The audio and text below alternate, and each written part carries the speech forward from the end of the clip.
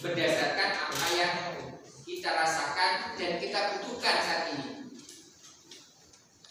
Misalkan kalian punya impian, kalian punya suatu keinginan, seperti apa kelas kita, ya, apa yang akan kita perbuat dengan kelas kita ini.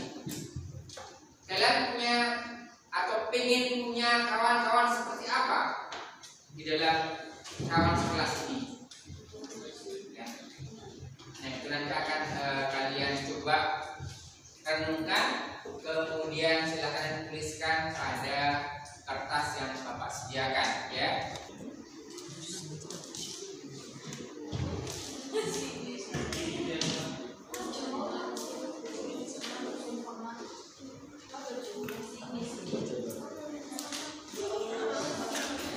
Silakan kalian tuliskan apa yang harus kita lakukan atau impian apa yang kalian inginkan dalam kelas kita. Misalkan Bapak ambil contoh, ya, tidak boleh datang terlambat.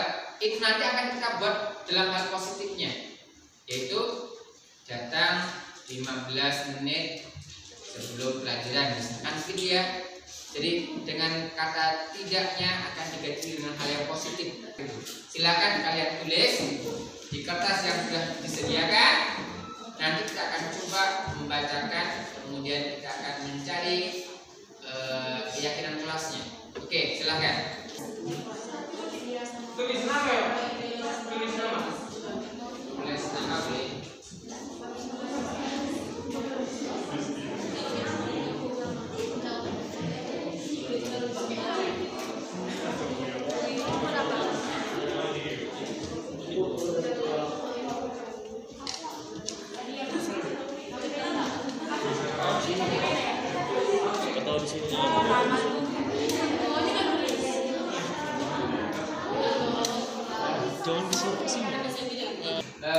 Yang mau mengungkapkan tuliskan siapa satu coba. Oke. Sip. Satu aja, ya. Nanti biar dilengkapi kawan kalian yang lain.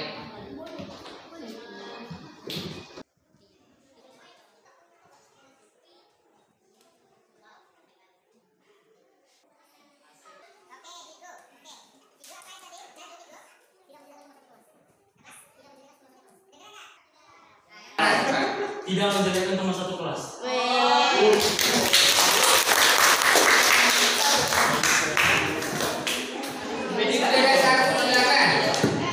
Oke, silakan.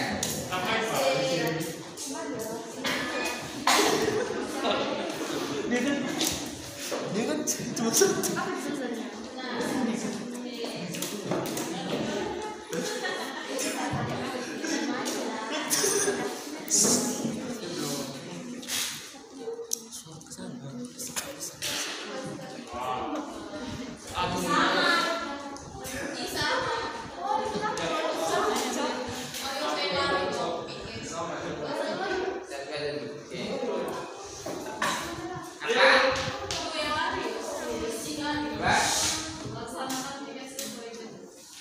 Melaksanakan tiket jadwal. Oke, berikutnya ada Sampah.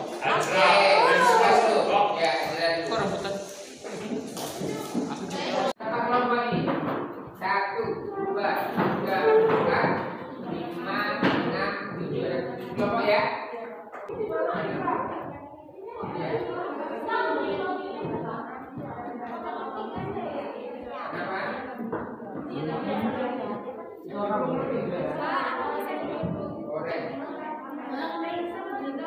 Anaknya adalah aku mau ikut di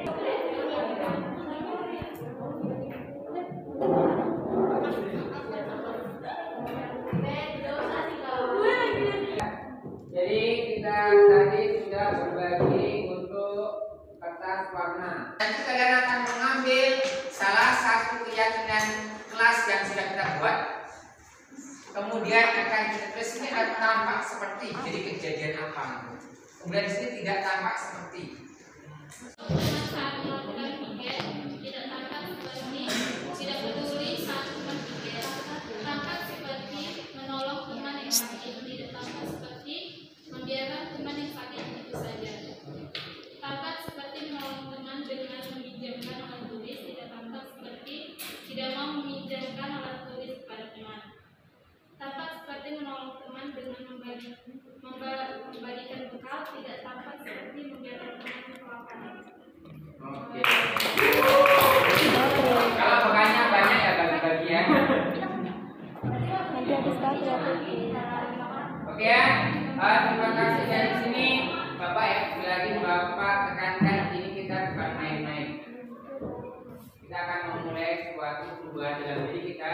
bahwa kita itu akan memunculkan motivasi yang positif dalam diri kita, ya. Lagi ini bukan main-main, ya. Bukan nanti bahwa kalian kelas 10 IPA 3 akan kita mulai. 10 IPA 3 akan kita mulai. Bukan nanti akan muncul suatu budaya positif dalam kelas kita yang nanti bisa dicontoh oleh kelas-kelas yang lain. Yang ibaratnya kita ini adalah contohan. Artinya kita akan mulai saat ini bahwa kita akan memegang keyakinan kelas, di mana keyakinan kelas itu akan menjadi pengingat kita. Kita ini harus menghormati atau menghargai teman. Kita itu harus saling harus melaksanakan kewajiban, harus disiplin, harus aktif, harus saling menolong. Itu semuanya kita ingat, ya. Jangan sampai kita ternyata setelah ini ada kelahi. Enggak, itu yang tidak kita harapkan. Berarti kita belum memahami apa keyakinan kelas yang sudah kita buat, ya. Nah, depannya masih ada 1 hari berarti, ya, untuk membuat keyakinan kelas ini akan kita buat dalam suatu boleh macam-macam, ya, macam-macam, ataupun kita buat kalau seperti itu agak mahal, ya, ada di kertas atau di macam-macam lah gitu, ya. Mulai ditempel, akan kita tempel, kemudian akan kita tanda tangani bersama, ya. Kita nanti rapikan kalimatnya, dibuat yang bagus, kita tanda tangan bersama bahwa inilah keyakinan kelas 10 IPA 3. Sekali lagi, ini adalah untuk memotivasi kita bahwa kita akan selalu berbuat yang positif. Kita akan membudayakan positif di kelas kita. Itu harapan kita. Ya. Oke, seperti itu. Ini di sini kalian harapannya ya sudah ada terbakar, ya, dalam intinya sudah ada pemanasan dalam penentuan keyakinan kelas. Ya, kita sudah punya gambaran meskipun mungkin belum total bahwa kita itu harus berbuat yang positif di dalam kelas kita ini. Jangan sampai kita menunjukkan hal yang negatif. Jangan sampai dapat laporan kelas 10 IPA 3 itu nggak ada yang aktif, nggak ada dia itu yang mengerjakan tugas tepat waktu, nggak ada siswa yang menonjol di sana. Itu akan kita hilangkan. Tapi yang akan kita munculkan adalah luar biasa, mantap. Kelas 10 itu siswanya aktif-aktif. Kalau mengumpulkan tugas tepat waktu, ya. Selalu perhatikan ketika gurunya menjelaskan, kerja kelompoknya jalan, ya. Diskusinya jalan. Kan seperti itu yang kita harapkan, betul nggak? Kita mengharapkan 10 IPA 3 itu menjadi percontohan. Itu yang pertama, ya. Pertama, kita dulu memang kita akan mulai pelan-pelan memperbaiki kondisi kita. Habis itu kalau misalkan kita memang sudah mampu untuk menunjukkan hal yang positif yang baik, ya kelas lain juga bisa. Ya, ini Bapak dari program Guru Penggerak.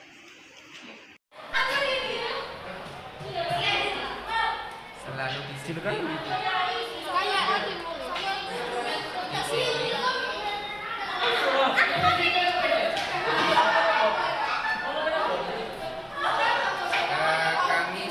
saling menghormati, saling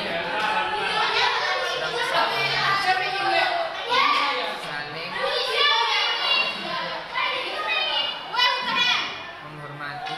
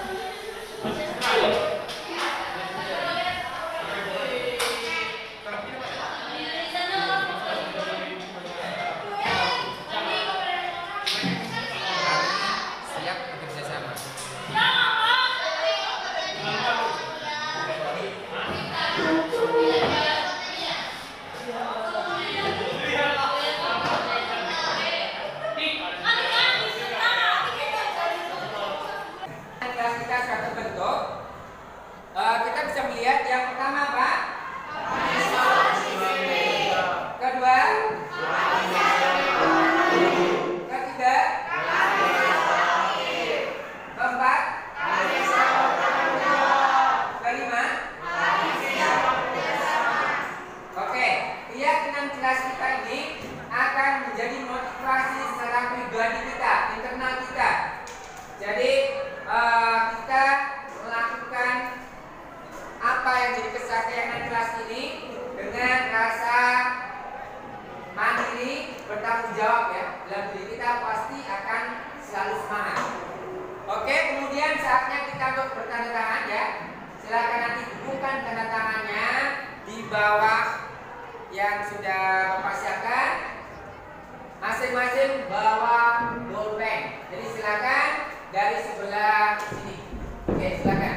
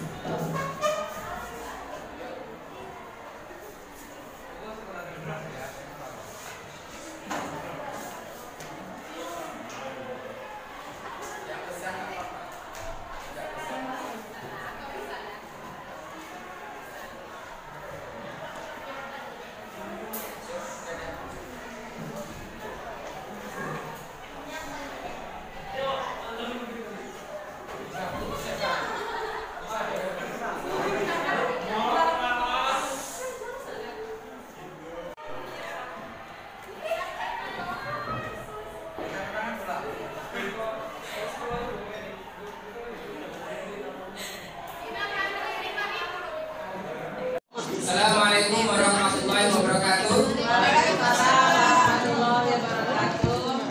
Selamat pagi Bapak Ibu semuanya. Yang saya hormati Bapak Kepala Sekolah, yang saya hormati Bapak Guru dan staf guru. Di sini saya dari calon guru penggerak angkatan 4 Kota Batam di SMA 17 hanya saya sendiri. Dan motivasi saya ketika mengikuti calon guru penggerak ini adalah yang pertama pengen mengembangkan diri ya. Jadi bagaimana saya itu bisa mengembangkan diri, mengoptimalkan segala potensi, bagaimana bisa bermanfaat untuk diri saya sendiri dan juga untuk anak didik kita semua.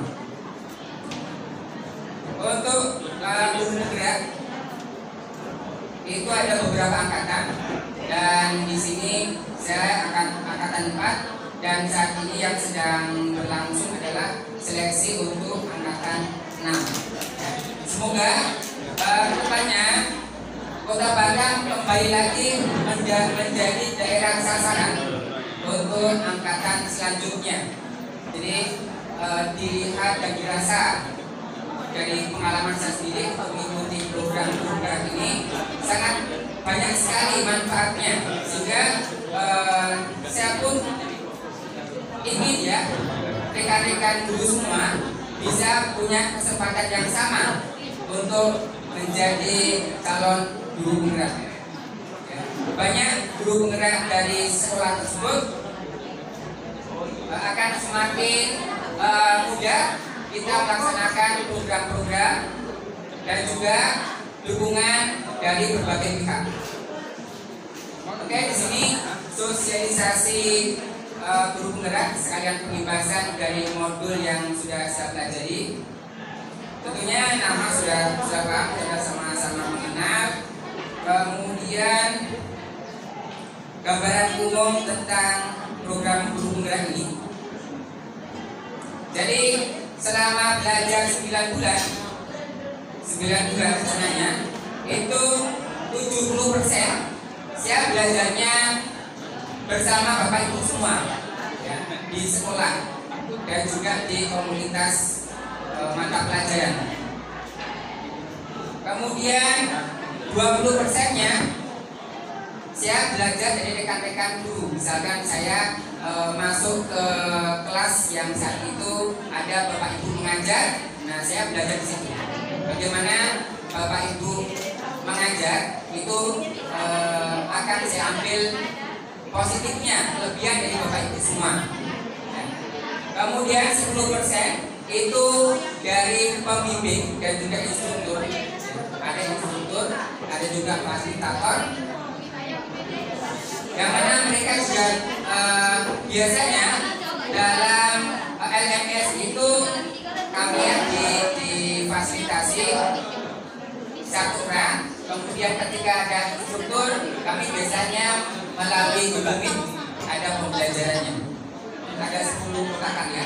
Jadi setiap loka karya itu biasanya mengambil hari Sabtu, di mana hari Sabtu ini kebanyakan sekolah pada libur ya, jadi mengambil hari yang tidak mengganggu ketika ada jam pelajaran. Ada penyelenggara ya, biasanya dari P4TK dari berbagai mata pelajaran, ada P4TK matematika, bahasa, IPS dan LP2KS. Ya. Kemudian materinya, ini materinya sekilas saja tentang refleksi filosofi pendidikan Indonesia Ki Hajar Dewantara. Ini modul 1, modul 1.1. Namanya pemikiran, dia butuh suatu logika ya, logika. Jadi kita itu pendidik ibaratkan adalah tukang kebun, ya, tukang kebun. Pendidik itu seorang tukang kebun, di mana dia itu harus mempersiapkan lahannya, ya, memelihara lahannya, memberikan pupuk, dan tanamannya adalah diberatkan siswa. Ketika tanaman itu dia akan dikasih pupuk ya, disiram, dirawatlah begitu, maka akan menghasilkan tanaman yang subur, dia akan berbuah. Itu juga siswa, ketika kita itu memberikan suatu pelayanan atau memberikan suatu pendidikan kepada siswa dengan baik, maka nanti diharapkan adalah siswa yang memang berhasil gitu. Ibaratnya seperti itu filosofinya Ki Hajar Dewantara. Kita tahu Ki Hajar Dewantara itu sebagai apa? Pahlawan pendidikan ya. Ya. Kemudian ada beberapa yang terkenal dari beliau nih. Salah satunya adalah Tripusat Pendidikan, bahwa pendidikan itu tumbuh di lingkungan keluarga yang pertama kali, ya, keluarga yang pertama kali. Berarti orang tua lah yang nanti akan memberikan pengaruh pada siswa, pada anak kita. Kemudian sekolah dan masyarakat. Kemudian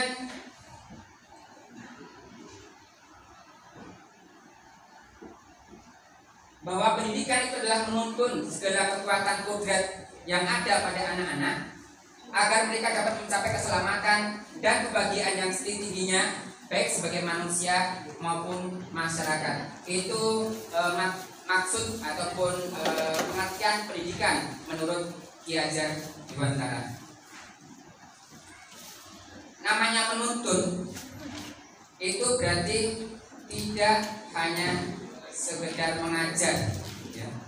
Menuntun berarti dia kita itu ibaratnya misalkan sebagai orang tua ya, kalau dia itu punya anak kecil kemudian diajak jalan-jalan, tentunya akan menuntun. Kalau mungkin dalam bahasa Jawanya, menuntun itu berarti dia memegang tangan anak kemudian diajak jalan, membimbing.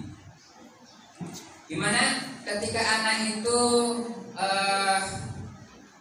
salah jalan, tetap dia akan menariknya. Jadi bagaimana seorang anak itu selalu dalam bimbingannya, jadi selalu dalam pengawasan seorang orang tuanya. Kalau tadi yang diberatkan seorang anak ketika dituntun oleh orang tuanya.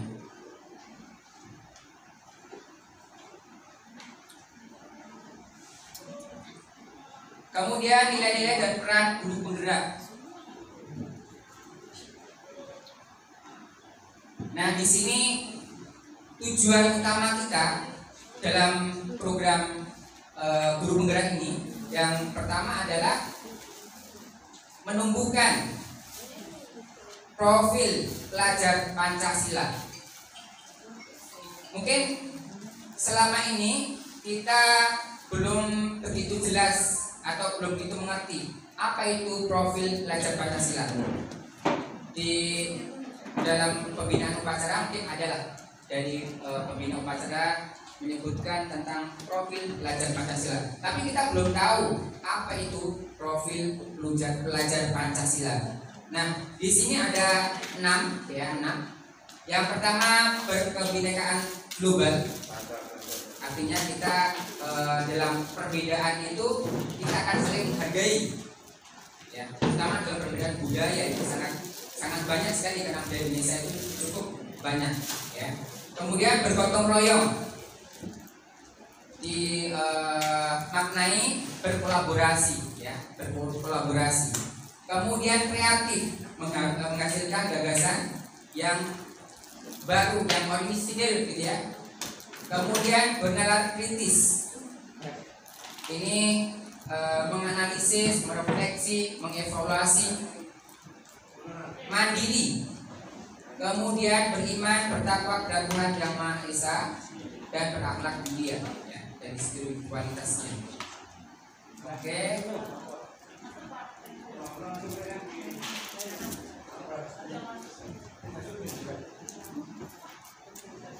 Ini nilai guru penggerak. Yang pertama, mandiri. Mandiri misalkan kita itu dalam pengembangan diri tidak harus menunggu perintah atasan ataupun dipaksa untuk mengikuti pelatihan-pelatihan. Tapi kita berusaha untuk proaktif, bagaimana kita bisa mengikuti pelatihan dari dalam diri kita sendiri. Ada keinginan untuk bagaimana mengembangkan diri ya, itu secara mandiri. Kemudian berpihak pada murid.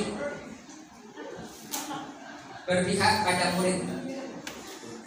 Artinya mungkin Bapak Ibu juga pernah mendengar istilah berhamba pada anak. Ya, berhamba pada anak.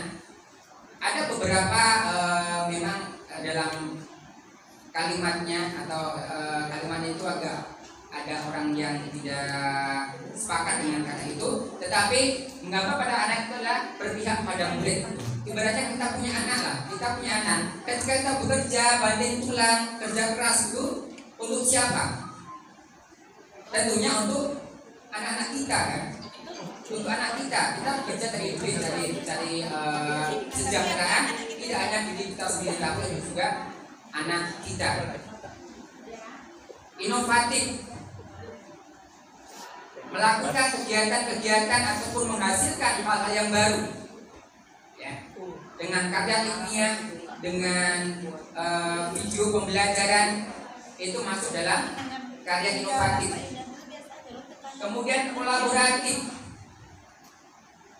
artinya kita sesama guru itu bukan kemudian kita saling bersaing untuk menunjukkan bahwa kita itu punya sesuatu, bukan. Tetapi bagaimana kita sama-sama menginginkan ya, rekan-rekan kita juga akan saling sama-sama belajar. Artinya akan saling menerima dan memberi ya. Artinya ada kolaboratifnya, kerjasamanya. Maka di dalam evaluasi atau hasil evaluasi setiap semesternya, jadi setiap kali ada evaluasi atau penerimaan raport, maka kalau dulu ada istilahnya rankingan, sekarang tidak ada lagi. Kalau perankingan itu akan menimbulkan hal yang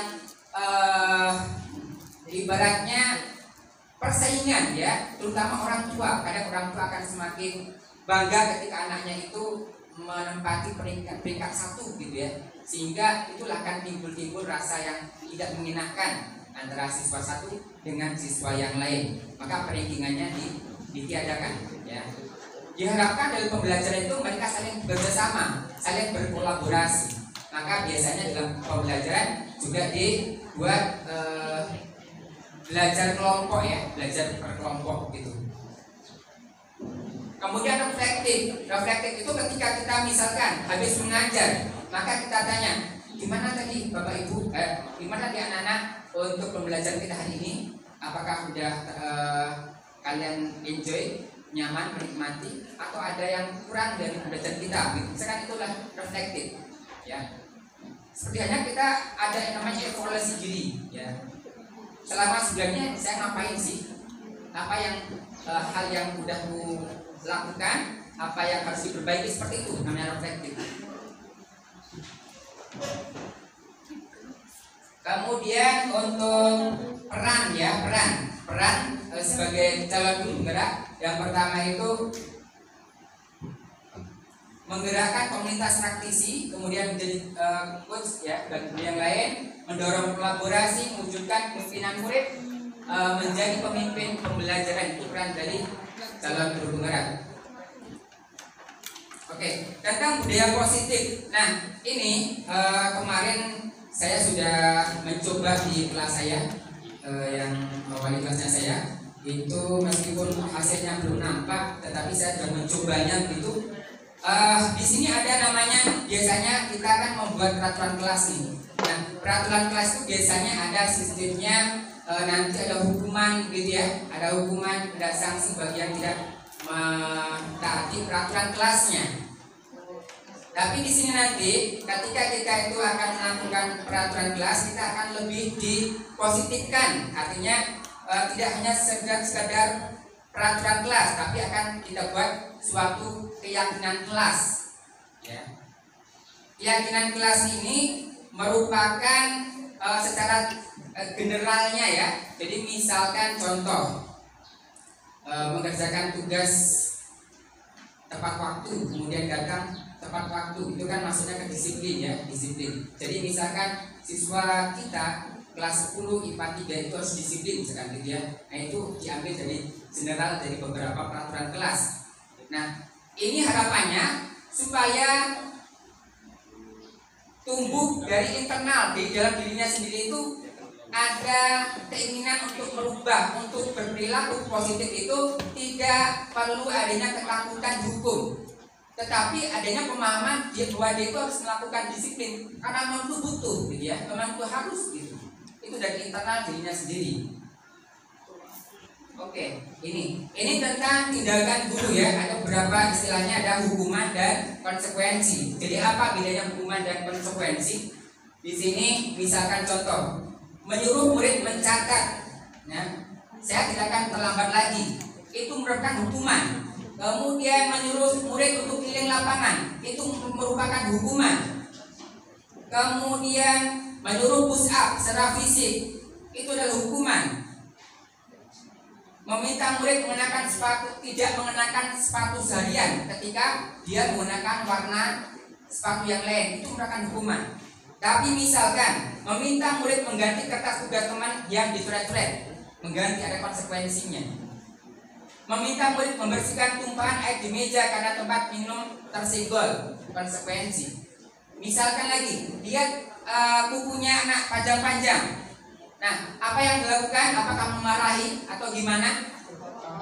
Secara konsekuensi ya, kita bisa mengambil konsekuensi itu. Oh nanti istirahat, silakan ke ruangan bapak.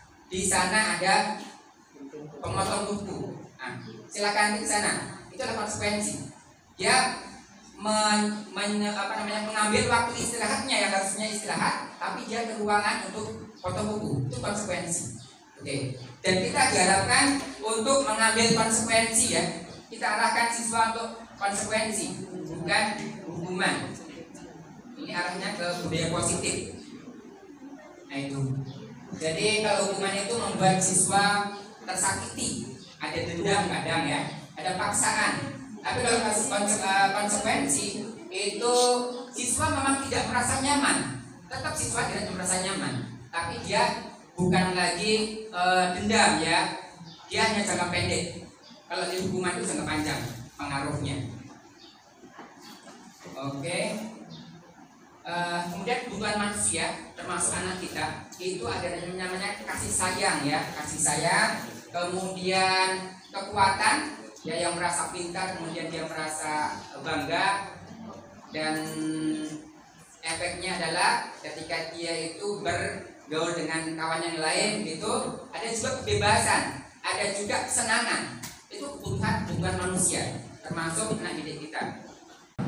Nah, 5 posisi ini yang sering terjadi di sekolah. Nah, sekarang kita di posisi keberapa? Ya, hanya di masing-masing ya. Kita posisinya keberapa? Tapi kita tentunya juga merasa, oh ini posisi yang terbaik untuk kan gitu kan.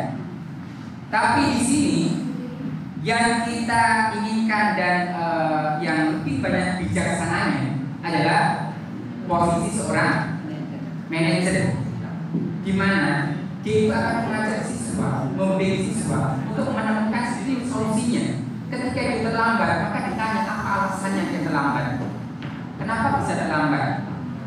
Kemudian tentunya dia akan mengajak berpikir siswa bagaimana biar dia itu tidak terlambat. Siswa yang akan tahu bagaimana seharusnya dia supaya tidak terlambat. Itu posisi yang diinginkan adalah posisi seorang manajer. Nah, bagaimana kita bisa menjadi seorang posisi manajer? Namanya ada segitiga restitusi. Ya, segitiga restitusi, yaitu menciptakan kondisi bagi murid untuk memperbaiki kesalahan mereka sehingga bisa kembali ke kelompok mereka dengan karakter yang dibuat. Ya. Artinya dia tidak akan merasa malu, ya, tapi dia akan berusaha lebih baik lagi. Ada 3 langkah untuk kita melakukan restitusi. Jadi yang pertama adalah menstabilkan identitas, di mana ketika seorang siswa itu melakukan satu kesalahan, maka terutama dalam psikologisnya dia akan merasa takut, ya. Takut, entah takut dihukum atau takut apa, dia akan merasa takut. Maka yang pertama kali adalah ditenangkan, dibuat psikologisnya stabil. Ya. Misalkan guru bisa mengatakan, oh kesalahan itu biasa kok, orang juga pasti punya kesalahan. Itu akan membuat jiwaan siswa itu tenang, lebih tenang, sehingga nanti ketika siswa diajak berpikir, dia akan nyambung, ya, tidak blank ataupun tidak merasa takut untuk mengungkapkan. Nah, yang kedua adalah validasi tindakan yang salah. Ya. Jadi ketika dia tadi udah kondisinya stabil, maka akan menanyakan apa sih alasan kamu kok bisa melakukan kesalahan seperti itu. Pasti setiap melakukan sesuatu itu ada alasannya, maka ditanya apa alasannya gitu.